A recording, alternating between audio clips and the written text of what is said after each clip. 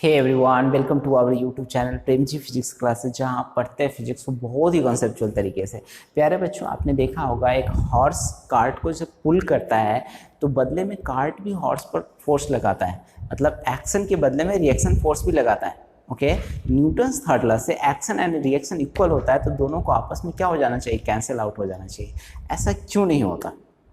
एक फायरमैन होज को जो पकड़ता है, उस जहाँ से हाई वेलोसिटी ऑफ वाटर निकलते रहता है, तो उसको पकड़ने में इतनी कठिनाई क्यों होती है?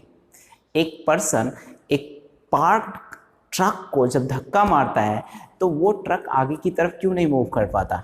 इन्हीं सब क्वेश्चंस का जवाब आज के वीडियो लेक्चर में मिलेगा। मतलब कहने का, हम क्वेश्चंस सॉल्व करने वाले हैं। इंटेक्स पहले हम पेज का लेंगे, इंटेक्स क्वेश्चन 126 पेज का। ओके, उसके बाद हम एक्सरसाइज का क्वेश्चन सॉल्व करेंगे।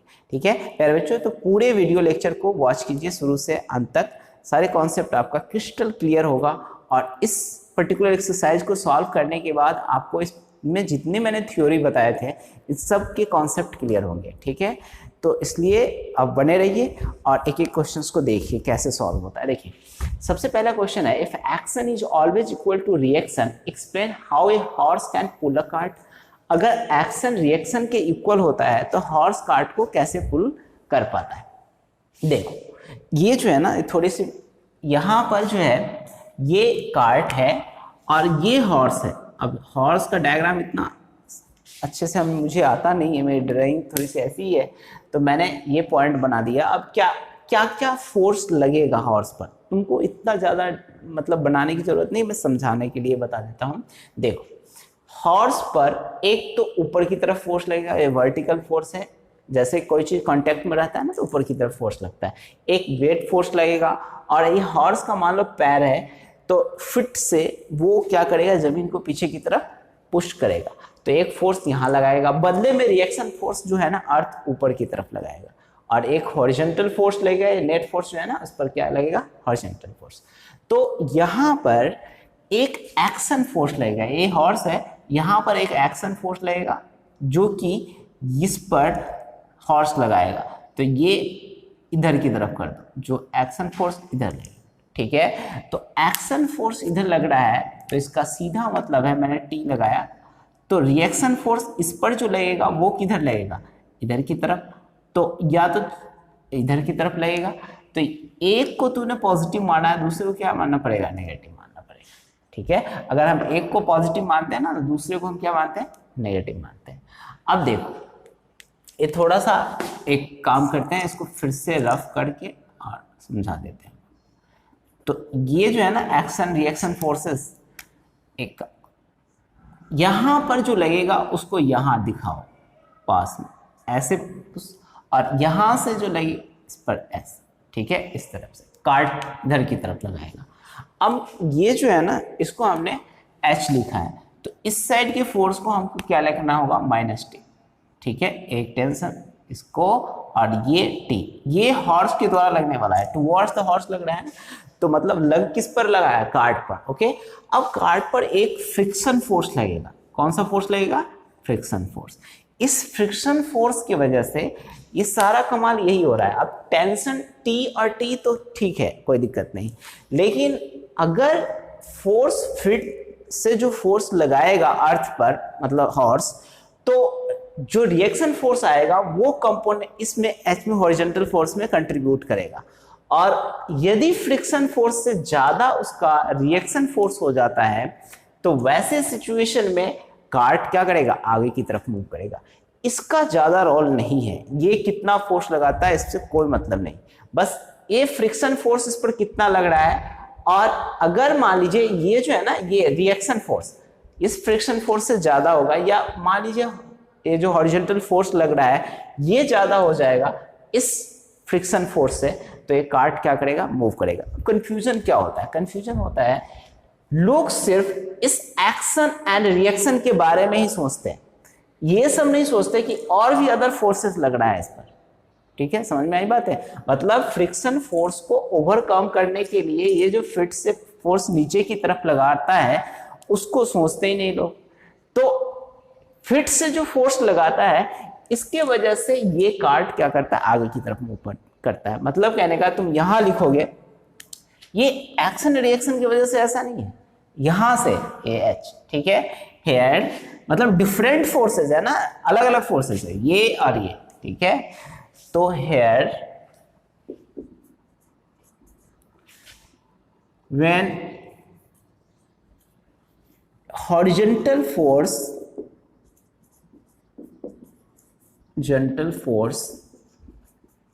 becomes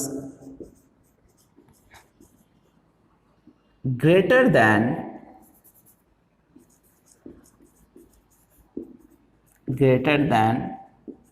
frictional force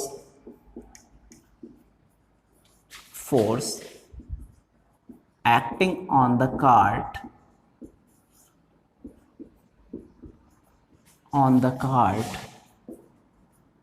then cart started their motion, अपने मोशन को कार्ट क्या करता है, स्टार्ट कर लेता है। मतलब कहने का जब H ग्रेटर हो जाएगा F से तो ये क्या करेगा, मोशन स्टार्ट हो जाएगा। समझ में आई बात है। एक्शन रिएक्शन का यहाँ पर ये बैलेंस इससे नहीं मतलब है, यहाँ से मतलब है फ्रिक्शन फोर्स, ठीक है। समझ में आई बात है। तो ये और आप 11th में FBT से पढ़ेंगे, बट ये समझाने के लिए हमने बता दिया आपको, यहाँ इतना ही बातें आप लिख देंगे तो फिर आपका आंसर सही हो जाएगा, ठीक है। अब हमें क्या करना है, पहला क्वेश्चन तो आ गया, हमें अब दूसरा क्वेश्चन सॉल्व करना है, ठीक है। Then why is it difficult for a fireman to hold hose which ejects large amount of water at high velocity? High velocity water जो इजेक्ट होता है उसको होल्ड करना क्यों डिफिकल्ट होता है। जैसे देखिए ये जो है ना, ये पाइप है और ये सर्कुलर क्रॉस सेक्शनल एरिया है, यहां से वाटर निकलेगा, ठीक है, विद हाई वेलोसिटी। कितनी वेलोसिटी से, हाई वेलोसिटी से। ये वाटर है, ठीक है। तो ये वाटर जैसे निकलेगा ना, ये कुछ दूर तक जाएगा और ये वाटर ऐसे आके ऐसे ऐसे आ जाएगा। तो ये जो वाटर है ना, हाई वेलोसिटी वाटर है, हाई वेलोसिटी वाटर। अब ये वाटर की वजह से ये क्या करेगा, जितना वेलोसिटी ऑफ वाटर है हाई वेलोसिटी, वो क्या करेगा, पीछे की तरफ फोर्स लगाएगा। तो इसको जितना इसका ज्यादा वेलोसिटी होगा उतना ही बैकवर्ड फोर्स लगेगा, ठीक है। जैसे मान लीजिए इनिशियली तो दोनों रेस्ट में थे, अब वाटर जैसे निकलना चालू हुआ तो कंजर्वेशन ऑफ मोमेंटम से P इनिशियल क्या होगा, P फाइनल क्या होगा, ठीक है। तो P इनिशियल में क्या हो रहा था, रेस्ट में हो रहा था, तो फाइनल में क्या होगा, mu, मान लीजिए मास ऑफ वाटर है और सॉरी ये जो है ना मास ऑफ वाटर ले लीजिए m1, ये v1 है mass of velocity of water and m2 mass of pipe and v2 mass of velocity of pipe. अब ये जो है ना, ये कंजर्वेशन से इसको इधर लाइएगा ना, तो m2 v2 equal to minus m1 v1, और ये जो है इसको हम कर सकते हैं v2 इक्वल टू माइनस का m1 v1 अपॉन m2। तो मेरे कहने का मतलब है कि जैसे ही वेलोसिटी आगे की तरफ मतलब वाटर निकलेगा उतना ही बैकवर्ड वेलोसिटी हो जाएगा। फॉरवर्ड वेलोसिटी मतलब ये m1 m2 तो है ही एक रेशियो कांस्टेंट। अब v1 की वैल्यू जितनी ज्यादा होगी उतना ही माइनस साइन क्या कर रहा है, अपोजिट डायरेक्शन। मतलब कहने का when v1 will increases v2 will also increase, that's why it is difficult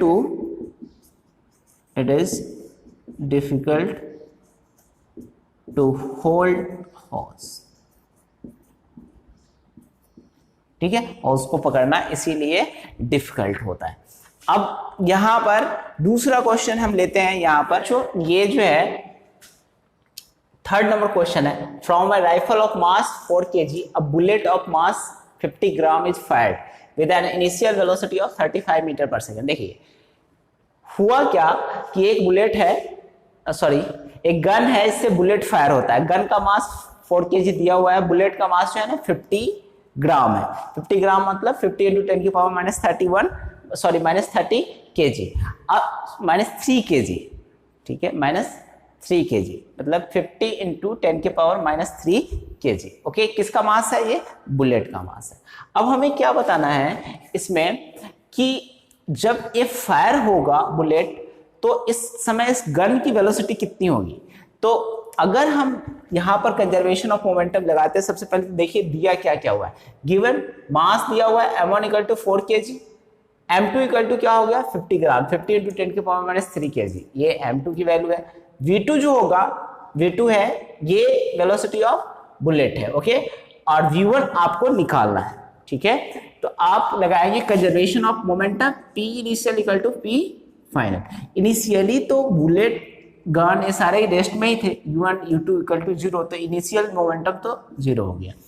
final momentum देखना है तो हम क्या करेंगे, m1 v1, ओके, ये जो है ना m1 v1 plus m2 v2 ऐसे कर सकते हैं, और 0 इक्वल टू यहाँ से m1 v1 है, m1 को हम क्या लिख सकते हैं 4 इंटू v1, v1 को हम क्या लिख सकते हैं m1 इक्वल टू 4, v1 कितना लिख सकते हैं, तो ये तो निकालना ही है, तो v1 यहाँ पर v1 लिख दीजिए, और m2 की वैल्यू दे रखिए कितना 50 इंटू 10 की पावर -3 kg इंटू v2 की जगह पर कितना लिखेंगे 35। ओके, अब हमें क्या करना है, इसका वैल्यू निकालना है कि कितना होगा। तो प्यारे बच्चों इसको सॉल्व करेंगे, यहाँ पर यहाँ इसको जैसे ही सॉल्व करेंगे ना अपन, तो ये तो क्लियर हो गया ना। अपन यहां से रफ कर देते हैं, और यहाँ ये इनका डाटा का हमने इस्तेमाल कर लिया। अब तो हम आगे बढ़ेंगे। ये देखो, ये जो है ना ये ऐसा। अब हमें क्या करना है, यहां से माइनस का ये वाला जो चीज है ना, इसको हमको इस साइड लाना है। तो -4v1 इक्वल टू 50 इंटू 10 की पावर -3 इंटू 35, और ये v1 इक्वल टू क्या होगा, माइनस का 50 इंटू 10 की पावर -3 इंटू 35 अपॉन 4। ओके, अब इसको सॉल्व करें हम। ठीक है, तो इसको जब सॉल्व करेंगे ना, तो एक तो कंप्लीट डिवीजन होगा नहीं, ये 2 हो जाएगा, ये 25 होगा, ऐसे करके ये पूरा जब सॉल्व कीजिएगा तो आएगा आपको -0.437, इस तरह से। ये इतना वेलोसिटी, माइनस साइन बताता है रिक्वायरिंग वेलोसिटी, अपोजिट डायरेक्शन में। ठीक है, अब हम नेक्स्ट क्वेश्चन सॉल्व करेंगे, 4th नंबर। 2 objects of masses 100 gram 200 gram are moving along the same line, same line में मूव करता है। मतलब कहने का 2 ऑब्जेक्ट है, इसका मास अभी डायग्राम बनाते हैं। देखिए इतना ग्राम, एंड m2 इक्वल टू कितना होगा 200 ग्राम, और ये सेम लाइन में मूव करते हैं। कैसे, ये मान लीजिए m1 है, और ये कितना है 100 ग्राम है, दूसरा जो है ना यहां पर ये करता है ऐसे मूव, दूसरा है 200 gram, are moving along the same line and direction with velocity of 2 metre per second and 1 metre per second. तो इसकी जो वेलोसिटी है वो 2 मीटर पर सेकेंड है, और दूसरा जो मूव करता है ना, दूसरा वाला जो मूव करेगा वो क्या है, ऐसे ये करेगा m2 इक्वल टू, ये 200 ग्राम है, 200 ग्राम, और इसकी जो वेलोसिटी है इनिशियल वो कितनी है, वो कितनी है आपको, ये 2 मीटर पर सेकेंड है, ये कितना है 1 मीटर पर सेकेंड। ओके प्यारे बच्चों,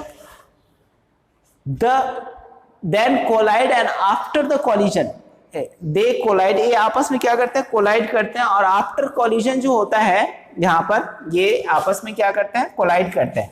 दे collide and after collision the first object moves at a velocity of 1.67 metre per second. Determine the velocity of second object, दूसरे ऑब्जेक्ट का वेलोसिटी आपको डिटरमाइन करना है। ओके, अब देखिए ये दोनों कोलाइड करते हैं, आगे बना लीजिए, और कोलिजन के बाद पहले तो कोलाइड करते हैं यहाँ पर ड्यूरिंग कोलिजन, ये कोलिजन है यहाँ पर, कोलिजन के बाद इनकी जो वेलोसिटी हो जाती है वो ये ऐसे है, ऐसे, अब ये कॉलिजन के बाद इनकी वेलोसिटी कितनी हो जाती है, v1 m1 की, ये m1 है और ये क्या है, m2 है, और m2 की वेलोसिटी जो हो जाती है वो v2 होती है।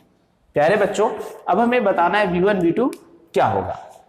तो देखो यहां पर सेम लाइन पर मूव कर रहा है, ये है u1 इक्वल टू कितना है, 2 metre per second, u2 equal to कितना है, 1 मीटर पर सेकेंड।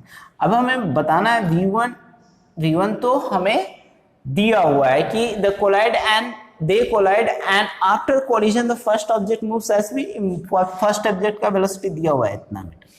ठीक है प्यारे बच्चों, समझ में आई बात है इतनी, ठीक है, तो इतना तो हम लिख लेंगे। अब हमें यहां पर 6 7 है, अब हमें क्या करना है, दूसरे की वेलोसिटी निकालनी, what is the velocity of second. Okay, इसको कंजर्वेशन ऑफ मोमेंटम अगर लगाइएगा तो क्या लगाइएगा, P initial equal to P final, इतना लिख सकते हैं। और उसके बाद हम क्या करेंगे, इन दोनों के वैल्यू को इक्वेट कर देंगे, जैसे m1 v1 इक्वल प्लस पहले ये लिख लीजिए, m1 u1 equal to m2 u2 equal to m1 v1 plus m2 v2। ये आप इन दोनों को इक्वेट कर दीजिए और आप है ना, m1 u1 है, अब देखो m1 की जगह पर है ना, इसको u1 इसकी वैल्यू रखनी है मुझे, तो ये हो जाएगा 1000 10 की पावर -3 100 इंटू 10 की पावर -3, 1000 से हम क्या करते हैं, डिवाइड कर देते हैं, तो मैं ऐसे लिख दिया केजी में बनाने के लिए। उसके बाद 2 है यहाँ पर,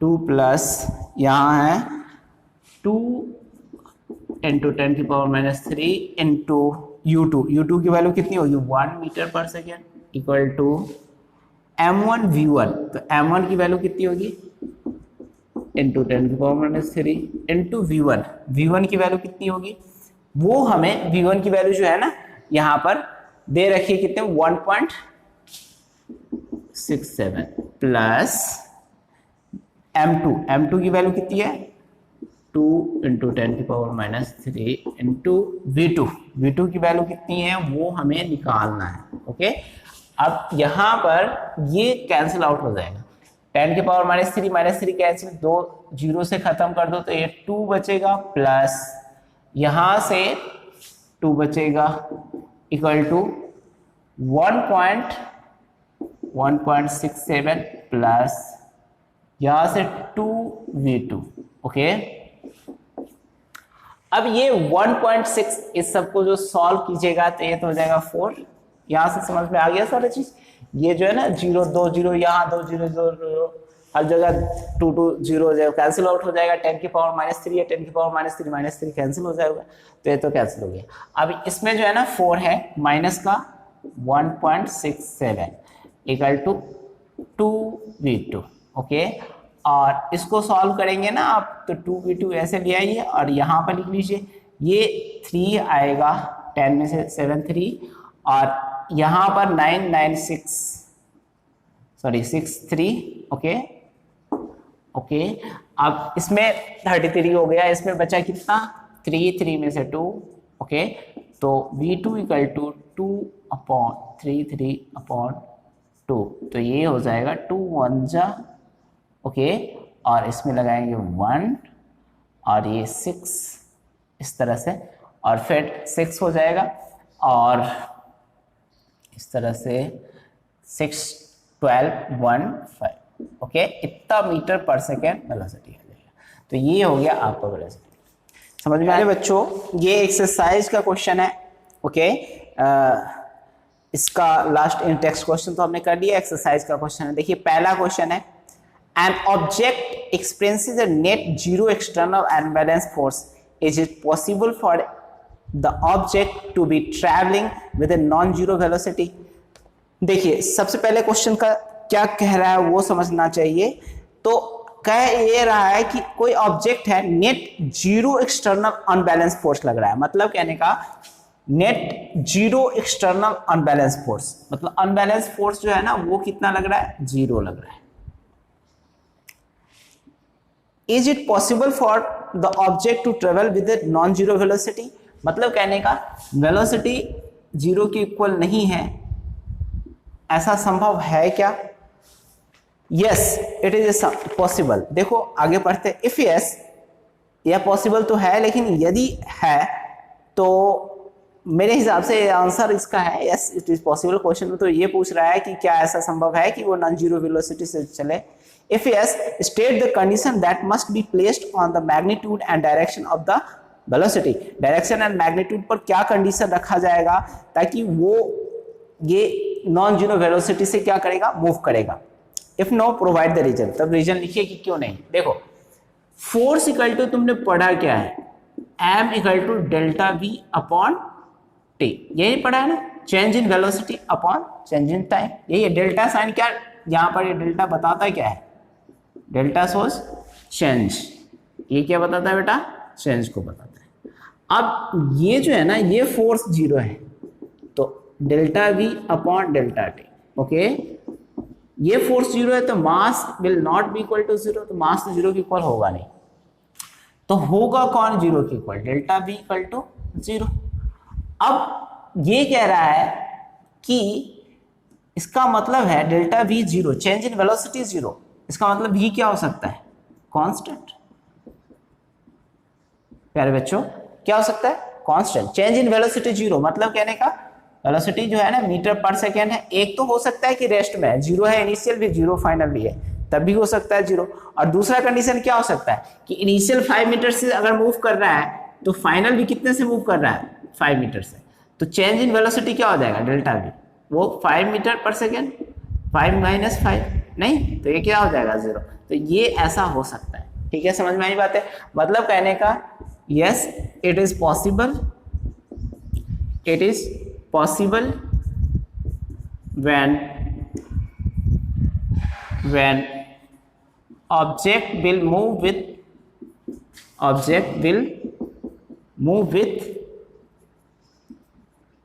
with constant velocity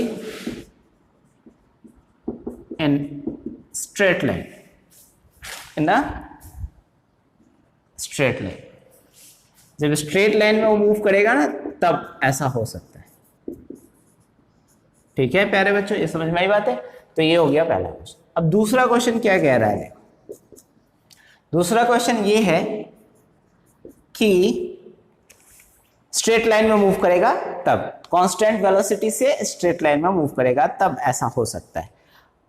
When a carpet is beaten with a stick, dust comes out of it. Explain। देखो हर एक चीज न्यूटन्स फर्स्ट लॉ क्या कहता है, हर एक object wants to remain in rest unless some unbalance external force acts on it. ये कोई अनबैलेंस एक्सटर्नल फोर्स जब तक एक्ट नहीं करेगा तब तक कोई ऑब्जेक्ट क्या चाहता है, रेस्ट में रहना चाहता है। तो due to unbalanced external force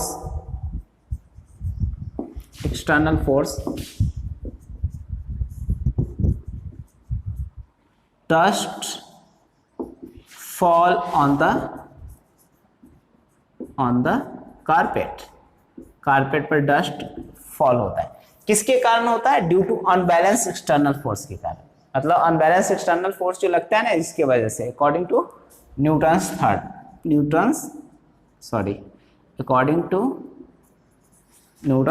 first law. ये न्यूटन्स के फर्स्ट लॉ से कि जब हम कोई रेस्ट ऑब्जेक्ट पर फोर्स लगाते हैं ना अनबैलेंस, तो क्या करता है, वो मूव करना चालू करता है। तो यही है स्टडी। ठीक है, इसका हमने एग्जांपल आपको बताया था न्यूटन्स फर्स्ट लॉ जब पढ़ाया था तब। थर्ड नंबर क्वेश्चन देखिए, थर्ड नंबर क्वेश्चन क्या कहता है, why is it advise to tie any luggage kept on roof of a bus with अ रोप। देखो इसको समझ लो, जैसे ये मान लो ये बस है, ठीक है, थोड़ा सा भावनाओं को समझना, ये इस तरह से, ठीक है। अब इस पर कोई लगेज तूने रखा हुआ है, ठीक है, तो ये यदि रेस्ट में है बस, ठीक है, बस है और ये क्या है, लगेज। अब ये लगेज को अगर मान लीजिए यहां से मूव करना चालू करें, अगर ये रेस्ट में है और तब वेलोसिटी मूव करना चालू, ये मूव कर रेस्ट से मूव करना चालू करता है। तो ये क्या होगा, एक अनबैलेंस फोर्स, ये चाहेगा कि रेस्ट में रहना, मतलब ये मूव करेगा तो ये क्या लगेज क्या चाहेगा कि रेस्ट में रहे, तो ये एक फोर्स लगाएगा किसी इनर्शिया के कारण, किधर की तरफ, पीछे की तरफ। तो ये क्या करेगा, जैसे आपने देखा होगा कि लगेज जो है ना, जैसे आप बैठे रहते हैं तो इनर्शिया के कारण आपका जो पीछे वाला जो टच में पोर्शन होता है वो आगे की तरफ मूव करता है, तो ऊपर वाला पोर्शन क्या होता है, पीछे की तरफ आना चाहता है। तो ये चाहेगा कि आगे की तरफ ले जाए, तो ये लगेज पीछे की तरफ गिरेगा। अगर मान लीजिए ये मोशन में, ठीक है, ये मतलब रेस्ट में था और तब मोशन में आया, ठीक है, रेस्ट से मोशन में आया तो क्या होगा, रेस्ट टू मोशन में अगर बस आया तो ये मूव किधर करेगा, मतलब लगेज विल फॉल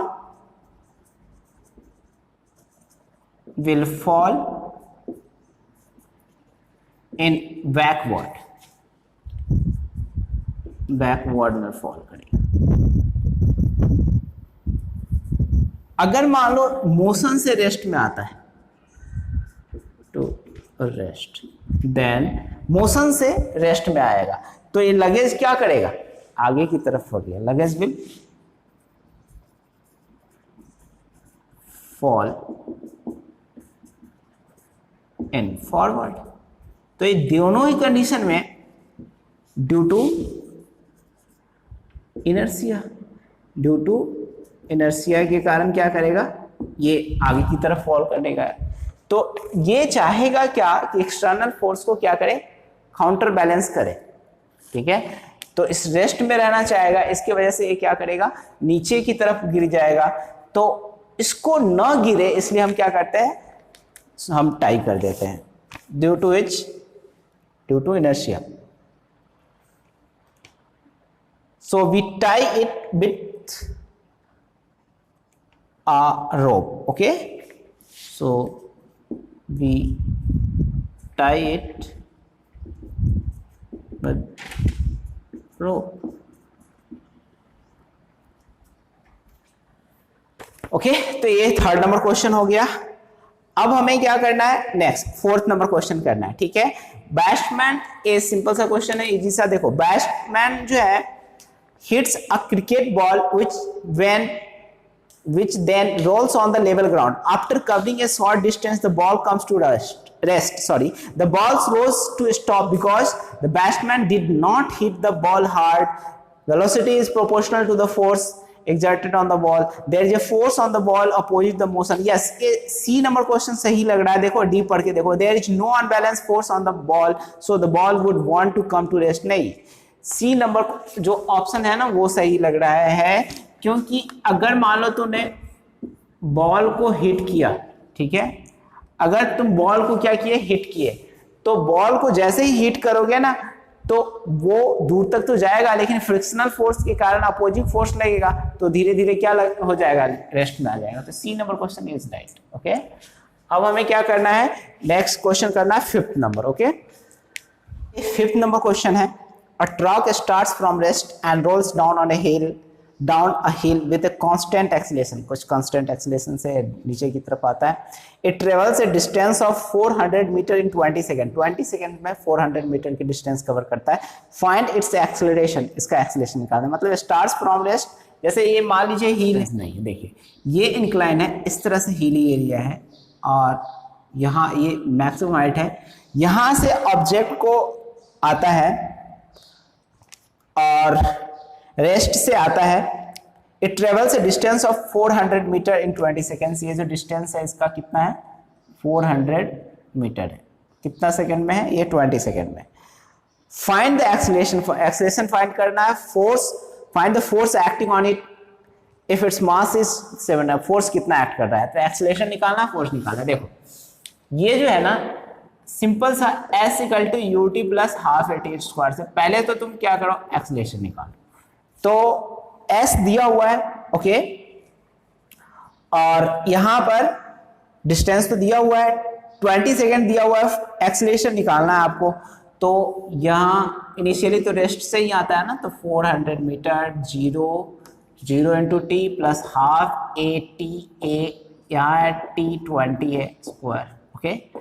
तो 1 2 a इंटू 400 ये है 200, और 200 इंटू ए इक्वल टू 400, और a इक्वल टू क्या हो जाएगा 400 अपॉन 200, ये है ऐसे। तो मतलब कहने का क्या हो जाएगा 2 मीटर पर सेकेंड स्क्वायर, ये है आपका क्या एक्सेलरेशन। अब एक्सेलरेशन पता चल गया तो हमको फोर्स निकालना है, तो फोर्स कितना होगा, force acting equal to mass into acceleration, और मास की वैल्यू कितनी है यहाँ पर 7000 इंटू ए 2, मतलब 14,000 न्यूटन, ये है आपका फोर्स यहाँ पर। ये समझ में आ गया, ये निकल गया यहाँ पर, ठीक है। 5th नंबर क्वेश्चन समझ में आ गया। 6th नंबर क्वेश्चन आते हैं। 6th नंबर क्वेश्चन में क्या है, 6th number question, a stone of 1 kg thrown with a velocity of 20 meter per second, 20 meter per second से ऊपर की तरफ फेंका जाता है across a frozen surface of lake and comes to rest after traveling a distance of 50 meter, 50 meter के distance travel करने के बाद रेस्ट में आ जाता है। What is the force of friction between the stone and ice? and stone and ice के बीच force of friction कितना है। देखो stone है, दिया हुआ है गिवन मास इक्वल टू क्या है 1 kg, ठीक है, और ऊपर की तरफ फेंका जाता है उसको u इक्वल टू कितना से फेंका जाता है 20 मीटर पर सेकेंड से। प्यारे बच्चों, क्रॉस ए फ्रोजन लेक से फेंका जाता है, थ्रोन अप नहीं है, लेक पर फेंका जाता है, ठीक है। अब surface of lake and comes to rest after travelling a distance of 50 metre, 50 metre का डिस्टेंस कवर करने के बाद क्या आ जाता है, रेस्ट में आ जाता है। Okay, what is the force of friction stone and ice, force of friction कितना है। तो पहले तो आप निकालिए कि एक्सीलरेशन कितना है, तभी निकलेगा। तो ये S v square u square plus 2as, okay. तो अगर S equal to ut plus half at square लगाते तो टी ही है ही नहीं, तो हमें देखना होता है कि क्या चीज दिया हुआ है, गिवन क्या है। तो v तो फाइनल वेलोसिटी है, u की वैल्यू कितनी है 20 है plus 2a into S 50, okay. तो 0 है 400 plus 100a equal to 400, a equal to क्या हो जाएगा -4 मीटर पर सेकेंड स्क्वायर। अब ये तो एक्सेलरेशन निकल गया। प्यारे बच्चों, अगर एक्सेलरेशन निकल गया तो हमें क्या फोर्स कितना एक्ट करेगा वो निकालना है। तो फोर्स इक्वल टू क्या होता है मास इंटू एक्सेलरेशन।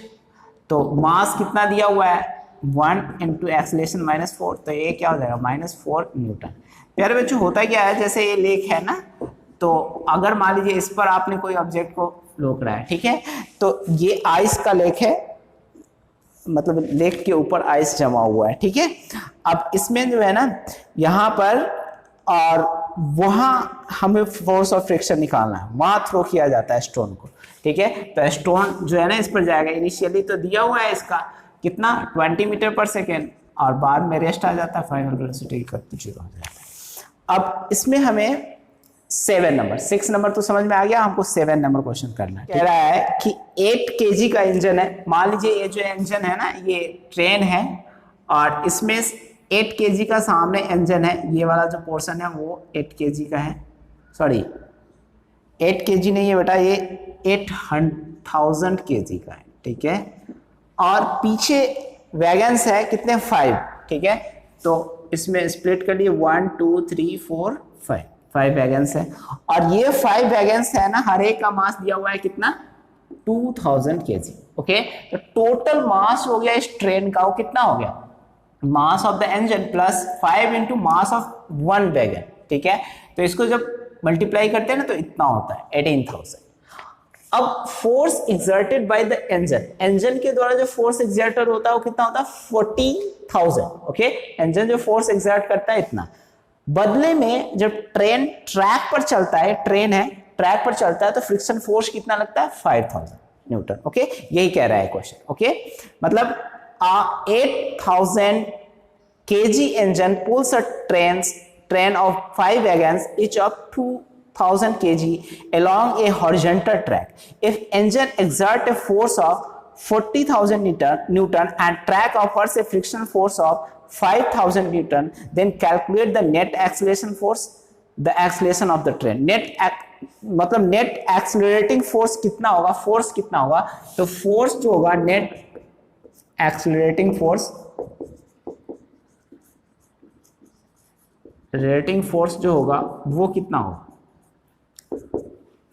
40,000 माइनस का कितना है 5,000, और इसको जब हम मल्टीप्लाई करेंगे 35,000 न्यूटन। ये तो पहला जवाब है। अब दूसरा क्या है, दूसरा क्वेश्चन क्या होगा, देखिए दूसरा क्वेश्चन का आंसर क्या है, the acceleration of the train क्या होगा। अब देखिए फोर्स, नेट फोर्स जो एक्ट हो रहा है, इसको ये फॉरवर्ड लग रहा है, बैकवर्ड लग रहा है, तो नेट फोर्स जो एक्ट हो रहा है, नेट फोर्स उसको लिखिए, नेट फोर्स जो है 35,000 न्यूटन, ये तो है आपका नेट फोर्स। अब एक्सेलरेशन जो एक्ट होगा वो क्या होगा, net force upon total mass, क्या होगा, net force upon total mass, total mass जो होगा वो होगा। प्यारे बच्चों, तो नेट फोर्स जो है ना ये है, अपॉन टोटल मास जो होगा वो कितना होगा, ये होगा 18,000। समझ में आई बात है। तो इसको जब सॉल्व करते हैं तो ये इतना आता है, ये है 1.94 मीटर पर सेकेंड स्क्वायर, ये हो गया आपका एक्सेलरेशन। समझ में आई बात है। B number question. अब 8 नंबर क्वेश्चन क्या है, 8 नंबर क्वेश्चन कहता है, ये सॉल्व कर लेते हैं अपन। An automobile vehicle has a mass of 1500 kg। एक ऑटोमोबाइल है व्हीकल, उसमें मास जो है ना वो, उसका मास जो है वो है 1500 kg। Okay, what must be the force between the vehicle and road if the vehicle is to be stopped with a negative acceleration। इतना एक्सेलरेशन दिया हुआ है 1.7 मीटर पर सेकेंड स्क्वायर। अब ये नेगेटिव है क्योंकि ये जो है ना, मान लीजिए ये व्हीकल है, इस रोड पर ऐसे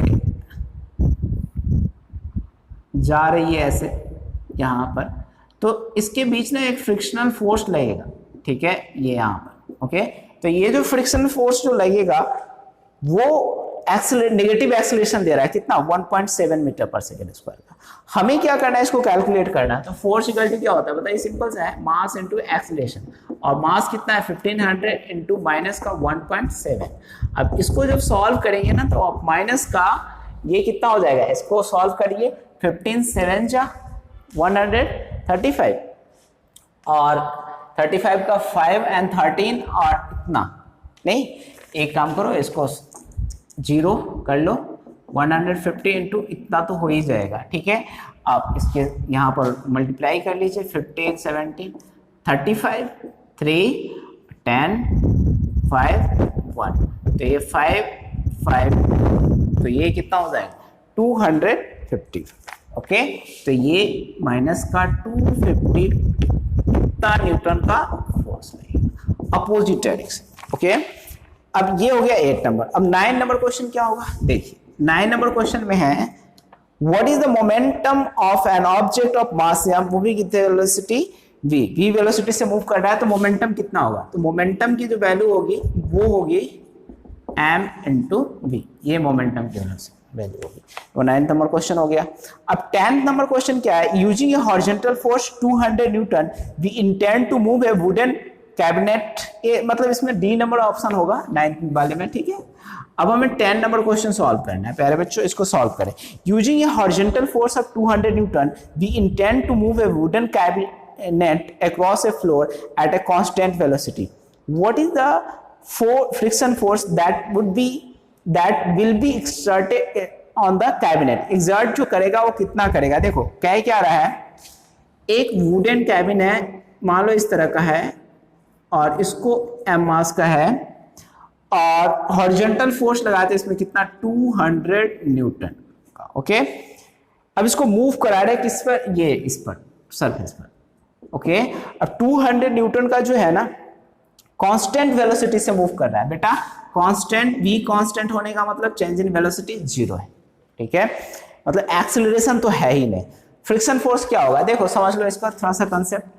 अगर जितना वेलोसिटी से मूव कर रहा है 20 से, मान लो 5 मीटर से या 10 मीटर से, और 10 मीटर की वेलोसिटी ये बनाए रखता है थ्रू आउट द जर्नी, इसका मतलब कोई अनबैलेंस फोर्स तो लग नहीं रहा है। और रफ सरफेस है तो फ्रिक्शन फोर्स भी कितना लगेगा, उतना ही लगेगा, ताकि वो क्या करे, एक्सेलरेट तो हो ही नहीं रहा है ना।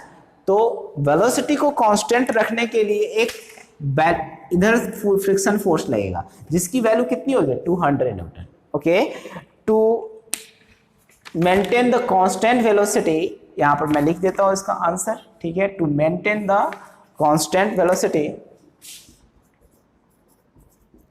maintain the constant velocity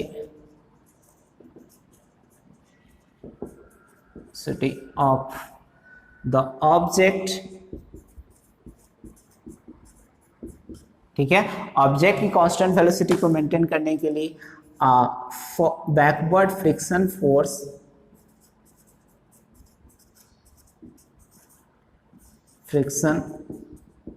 force will act on the wooden block पर एक बैकवर्ड फ्रिक्शन फोर्स एक्ट करेगा, जिसकी वैल्यू कितनी होगी, 200 न्यूटन। तभी ये एक्सेलरेट नहीं करेगा, भी कांस्टेंट रहेगा। तो ये हो गया